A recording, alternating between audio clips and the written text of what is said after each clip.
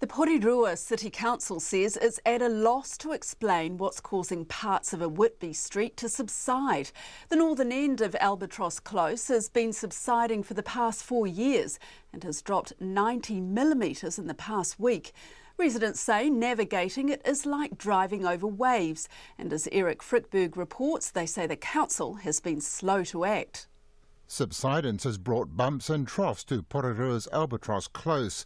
The council's installed temporary barriers to slow traffic so drivers can negotiate the worst of the subsidence safely.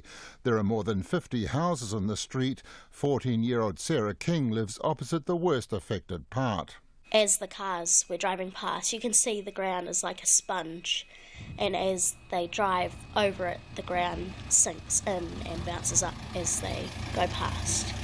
It's just really annoying, like they're not really trying to do anything about it, and we just want that problem fixed. The subsidence is worst on the downhill side of the road, but it's causing cracks in the gardens of properties on the uphill side of the street as the ground under the roadway pulls incrementally away from the hillside above. Sarah's brother Samuel King is frustrated. Kind of scary. It's just nothing's seems to be happening about it, and you just see it sinking more and more. We've been complaining about nothing's been done. All you're doing is just covering it over, not actually solving the problem, just prettying it up.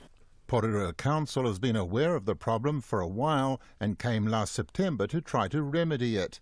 Another neighbour, 70-year-old Glenn Richardson, describes what they did.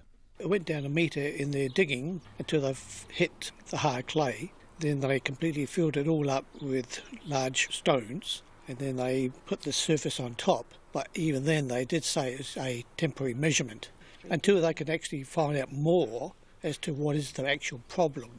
A senior Porirua Council official, Tamsin Evans, says geotechnical examinations last September found underground water was the problem, and 6 drains were installed to carry that water away.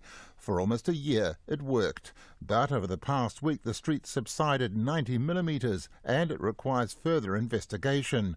Ms Evans admits the council's unsure about what to do next. Well, until you know what it is, you can't know what the solution might be. So we've got some further geotechnical investigations to do. We've got some further survey work to do. We'll be doing some boreholes to try and find out the depth of the problem, the nature of the problem and the scope of it. And then we can start to look at what the solutions might be. Tamsin Evans rejects the suggestion that the council has been too slow to respond.